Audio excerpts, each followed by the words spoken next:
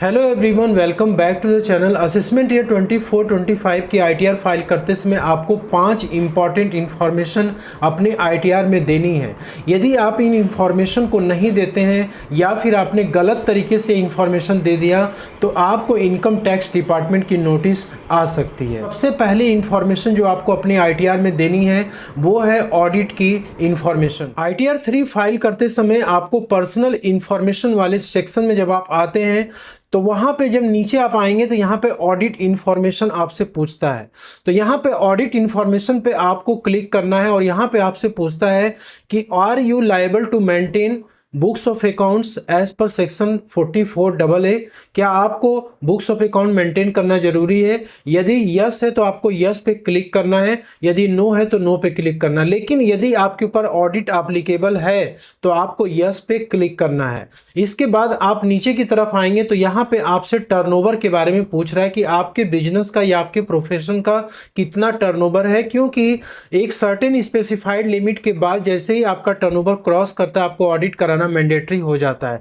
जैसे बिजनेस के केस में कि 1 करोड़ के ऊपर यदि एक फाइनेंशियल ईयर में आपका टर्नओवर एक्सीड करता है तो आपको ऑडिट कराना पड़ता है। यदि कोई प्रोफेशनल है, doctor, CA, lawyer, chartered accountant, तो इनको 50 लाख रुपीस की लिमिट दी गई है। 50 लाख रुपीस जैसे ही क्रॉस करेगा यहाँ पे ऑडिट कराना मैंडेटरी होगा। तो यहाँ पे आपको टर्नओवर की भी रिपोर्ट आपको देनी है कि क्या आपका टर्नओवर 1 करोड़ से लेकर 10 करोड़ के बीच में है एक साल में, तो आपको यस पे क्लिक करना है। तो यहाँ पे आपको 2 इंपॉर्टेंट जानकारी आपको देनी है। सबसे पहला तो ये है कि क्या आपका एक फाइनेंशियल ईयर में जो टोटल सेल्स है, टर्नओवर है या ग्रॉस रिसीट है वो 95% डिजिटल मोड से हुआ है कि नहीं हुआ है। यदि यस है तो आप यस पे क्लिक करेंगे, यदि नो है तो आपको नो पे क्लिक करना है। वैसे यहाँ पे जो भी आपने पेमेंट करा है एक साल में, टोटल जो आपने पेमेंट किया बिजनेस में या प्रोफेशन में, क्या वो 95% आपने डिजिटल मोड से किया है? यदि यस होगा तो आपको यस करना है, नहीं तो नो पे आपको क्लिक करना है। ठीक है। और यहाँ पर आए कि turnover does not exceed 1 crore. Business का टर्नओवर यदि आपका 1 करोड़ से ज़्यादा नहीं है तो आप नो पे क्लिक करेंगे। और यहाँ पे है 10 करोड़ की लिमिट कि 10 करोड़ से यदि ज़्यादा नहीं है तो आपको नो पे क्लिक करना है। ठीक है। एक तो हो गया टर्नओवर की जानकारी आपको देनी है। और यहाँ पर आप नीचे की तरफ आएंगे तो ये एक इम्पॉर्टेंट जो जानकारी आपसे मांगी गई है कि क्या आप अपने बुक्स ऑफ अकाउंट के ऑडिट कराने के लिए लायबल हैं। तो जैसे आपने ऊपर जो टर्नओवर आप जब रिपोर्ट करेंगे तो यहाँ पर आपको उसके अकॉर्डिंग सेलेक्ट करना है। तो आपकी टर्नओवर यदि एक स्पेसिफाइड लिमिट से क्रॉस करेगी तो आपको यहाँ पे ऑडिट कराना होगा, तो आपको यस पे क्लिक करना है। जैसे ही यस पे क्लिक करेंगे ये 3 इंपॉर्टेंट इंफॉर्मेशन असेसमेंट ईयर 24 और 25 से आपको आईटीआर में अपने देनी है। तो यहाँ पे देख सकते हैं कि आप ऑडिट क्यों कराना चाहते हैं, इसके बारे में आपको जानकारी यहाँ पे देनी है कि क्या आपका सेल्स, टर्नओवर या ग्रॉस रिसीट एक स्पेसिफाइड लिमिट से क्रॉस कर चुका है। दूसरा ये है कि यदि आप प्रिजम्पटिव टैक्सेशन स्कीम में फॉल करते हैं, मतलब कि आपका जो टर्नओवर है यदि 2 करोड़ रुपए तक है बिजनेस के लिए और प्रोफेशन के लिए 50 लाख रुपए तक है एक फाइनेंशियल ईयर में, तो आप प्रिजम्पटिव टैक्सेशन में फॉल करते हैं और आप उसको ऑप्ट करके अपनी इनकम उसके अकॉर्डिंग रिपोर्ट करते हैं। लेकिन कई बार क्या होता है कि टैक्स पेयर जो प्रिजम्पटिव टैक्सेशन स्कीम का जो रूल है कि आपको मिनिमम 6% 8% इनकम वहाँ पे डिक्लेयर करना पड़ता है। लेकिन यदि आप उसके नीचे डिक्लेयर करते हैं तो फिर अब आपको यहाँ पे इंफॉर्मेशन देनी पड़ेगी। जैसे ही आप नीचे डिक्लेयर करेंगे आपको ऑडिट कराना मैंडेटरी है। तो यहाँ पे assessee falling under section 44AD, 44ADA, 44AE but not opting for offering income on presumptive basis. आप प्रिजम्पटिव बेसिस पे फॉल कर रहे हैं लेकिन अपने इनकम को प्रिजम्पटिव बेसिस पे डिक्लेयर नहीं कर रहे हैं। ठीक है। तो आपको यहाँ पे ये भी इंफॉर्मेशन आपको देनी है। ठीक है। आपको ये सेलेक्ट करना होगा जिसमें भी आप फॉल करते हैं। यदि आप ए और बी दोनों में ही नहीं फॉल कर रहे हैं, आप किसी और रीजन से अपनी ऑडिट करा रहे हैं, तो आपको अदर्स पे क्लिक करना है। और दूसरी जो इंपॉर्टेंट जानकारी आपको देनी है वो है ऑडिट रिपोर्ट की जानकारी। यदि आपकी टर्नओवर एक सर्टेन लिमिट को क्रॉस करती है तो आपको चार्टर्ड अकाउंटेंट से ऑडिट कराना मैंडेटरी होता है। जैसे कि आपने देखा कि आपकी टर्नओवर यदि 1 करोड़ के ऊपर क्रॉस करेगी तो आपको ऑडिट कराना है। यदि आप प्रोफेशनल है तो 50 लाख के ऊपर जाएगा तो ऑडिट कराना जरूरी है। वहीं पे प्रिजम्पटिव टैक्सेशन स्कीम में आप 6% या 8% के नीचे इनकम डिक्लेयर कर रहे हैं तो आपको ऑडिट कराना मैंडेटरी है। तो यहाँ पर एक चेंजेस ये किया गया है कि यदि आप चार्टर्ड अकाउंटेंट से ऑडिट करा रहे हैं तो उस केस में आपको अब 2 इंपॉर्टेंट जानकारी देनी होगी।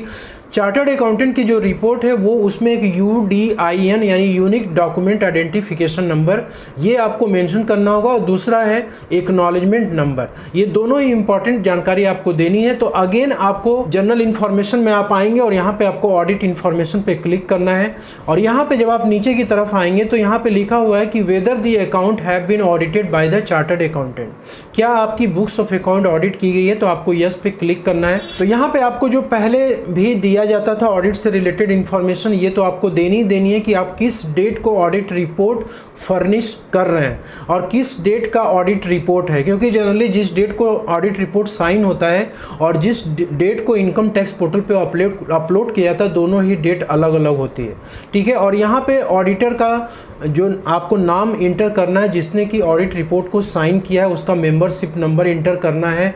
यदि ऑडिटर पार्टनरशिप फर्म है, ठीक है, पार्टनरशिप फर्म या फिर प्रोप्राइटरशिप फर्म है तो उस केस में उसका रजिस्ट्रेशन नंबर यहाँ पे मेंशन करना है, और प्रोप्राइटरशिप या पार्टनरशिप फर्म के केस में यहाँ पे पैन नंबर इंटर करना है, ठीक है। और यहाँ पे आपको दो इम्पॉर्टेंट जानकारी जो देनी है कि एक्नॉलेजमेंट नंबर, और दूसरा है यहाँ पे UDIN या यूनिक डॉक्यूमेंट आइडेंटिफिकेशन नंबर जो कि ऑडिट रिपोर्ट पे मेंशन होता है। तीसरी सबसे इंपॉर्टेंट इंफॉर्मेशन जो मांगी गई है असेसमेंट ईयर 24 और 25 से ITR में वो है कि अब आपको अपने सारे बैंक अकाउंट को डिस्क्लोज करना पड़ेगा, वो चाहे करेंट अकाउंट हो या सेविंग अकाउंट हो। यदि सेविंग अकाउंट है तो वो आपके सिंगल नाम पर है या फिर आपने ज्वाइंटली उसको ओपन करा रखा है, कोई भी अकाउंट होगा तो आपको उसकी डिटेल जानकारी अब आपको सबमिट करनी पड़ेगी। तो इसके लिए अगेन आपको जनरल इन्फॉर्मेशन वाले टैब में जब आप आते हैं तो यहाँ पे आपको बैंक की डिटेल्स दिखती है, इस पे आपको क्लिक करना है, और यहाँ पे आप देख सकते हैं कि लिखा हुआ है please declare details of all bank accounts held in India at any time during the previous year.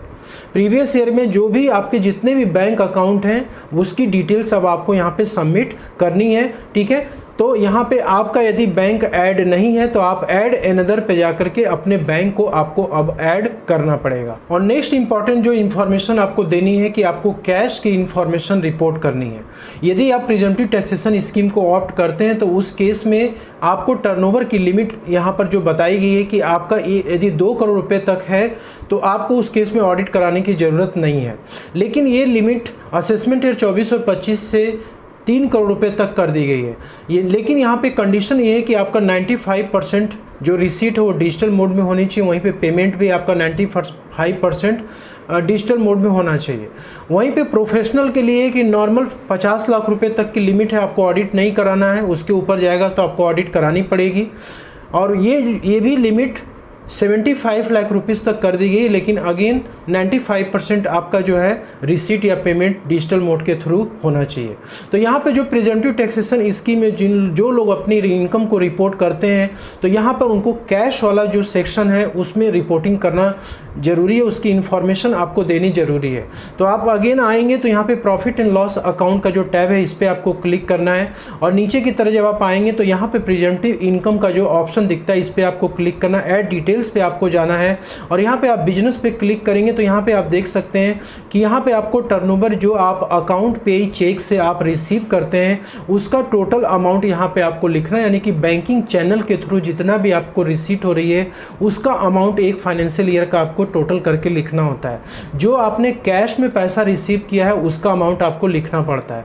यहाँ पर आपको एनी अदर मोड का ऑप्शन दिख रहा है, मतलब आप ना ही बैंक के थ्रू आपने पैसा रिसीव किया ना ही आपने कैश के थ्रू पैसा रिसीव किया है। एनी अदर मोड का मतलब ये हो गया कि कभी कभी बिजनेस में लोग बियरर चेक दे देते हैं और वहाँ पे क्या होता है कि आप जाते हैं बैंक से तुरंत साइन करके पैसा निकाल लेते हैं, तो उस टाइप के भी जो ट्रांजेक्शन होते हैं वो कैश में गिने जाएंगे। तो यदि कुछ ऐसा है तो आपको यहाँ पे टोटल करके अमाउंट इंटर करना है। सिमिलरली यदि आप यहाँ पर प्रोफेशन के केस में देखेंगे तो इस पर भी आपको क्लिक करना है, और यहाँ भी आप बैंक के थ्रू जितना अमाउंट रिसीव करेंगे टोटल वो इंटर करना है। कैश में जो आपको रिसीव हुआ है उसकी अमाउंट इंटर करनी है, और यहाँ पे एनी अदर मोड तो जो आपका दोनों के अलावा आपने जो पैसा रिसीव किया उसका टोटल अमाउंट यहाँ पे आपको मेंशन करना है। और पांचवी सबसे इम्पॉर्टेंट इन्फॉर्मेशन जो कि ITR में आपसे रिक्वायर्ड है वो है कैपिटल गेन की इन्फॉर्मेशन। यदि आप कोई भी लैंड और building during the financial year यानी 1 अप्रैल से लेकर 31 मार्च के बीच में आपने सेल आउट की है और आपको कैपिटल गेन हुई है, लेकिन वहाँ पर ये कि कैपिटल गेन का एग्जेम्पशन लेने के लिए कंडीशन ये होता है कि आपको 1 साल के अंदर, यानी कि जिस फाइनेंशियल ईयर में आपने प्रॉपर्टी सेल की है उसके 1 साल पहले या फिर 2 साल के अंदर आपको एक नई प्रॉपर्टी को बाई करनी पड़ती है। यदि आपने ऐसा कुछ नहीं किया है, ना तो प्रॉपर्टी आपने बाई की है, ना ही आपने कंस्ट्रक्ट कराया है कोई भी प्रॉपर्टी, तो ऐसे केस में आपको अपना जो भी कैपिटल गेन अमाउंट हुआ है उसको आपको इनकम टैक्स रिटर्न फाइलिंग के ड्यू डेट से पहले आपको कैपिटल गेन अकाउंट स्कीम में उस पैसे को डिपॉजिट करना पड़ता है, तब आप उसका एग्जेम्पशन क्लेम कर पाते हैं। तो इससे रिलेटेड जानकारी आपको देनी है इस बार से। तो आपको शेड्यूल सीजी पे आपको आना होता है और यहाँ पर आपको जो भी लैंड और बिल्डिंग आपने सेल आउट की इस पर आपको सेलेक्ट करना है एंड देन आपको यहाँ पे कंटिन्यू बटन पे क्लिक करना है और यहाँ पे आपको लैंड एंड बिल्डिंग की डिटेल्स देनी है कि आपने कितने में उसे खरीदा था और कितने में आपने उसको बेचा। ऐड डिटेल्स पे जाकर के आप कैपिटल गेन का अमाउंट यहाँ से आप कैलकुलेट कर लेंगे। जो इंपॉर्टेंट इन्फॉर्मेशन यहाँ पे मांगा गया है, information about deduction against capital gain, ठीक है, आपको इस पर क्लिक करना है और यहाँ पे ऐड डिटेल्स पे आप जाएंगे तो यहाँ पे आपको कैपिटल गेन से रिलेटेड जो भी डिडक्शन आप यहाँ पे क्लेम करते हैं यहाँ पे अलग अलग सेक्शन दिया हुआ है। जैसे कोई रेजिडेंशियल हाउस प्रॉपर्टी को आपने सेल आउट किया और आपको एक रेजिडेंशियल हाउस प्रॉपर्टी बाई करना है तो आप 54 में एग्जेम्पशन क्लेम कर पाते हैं। वैसे यहाँ पे काफ़ी सारे यहाँ पे डिडक्शन है, जैसे 54 ईसी में है, आप कोई भी एसेट को ट्रांसफ़र करें और 54 ईसी में आप उसका क्लेम ले सकते हैं। वैसे 54F में है, आप other than residential house property को आप सेल करते हैं और आप उसमें एग्जेम्पशन क्लेम करना चाहते हैं तो 54F में आप कर सकते हैं।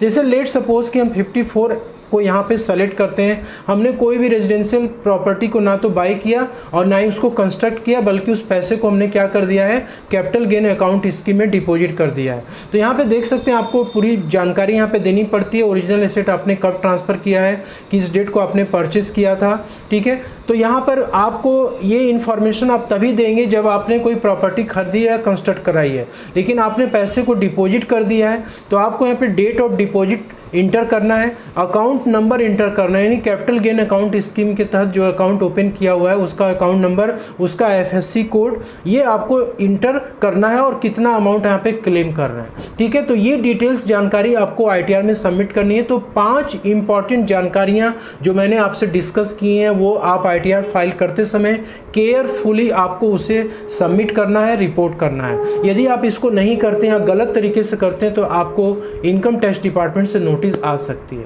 तो hope you like this video. मिलते हैं अगले नेक्स्ट वीडियो में, तब तक के लिए जय हिंद, जय Bharat. Thank you so much for watching this video.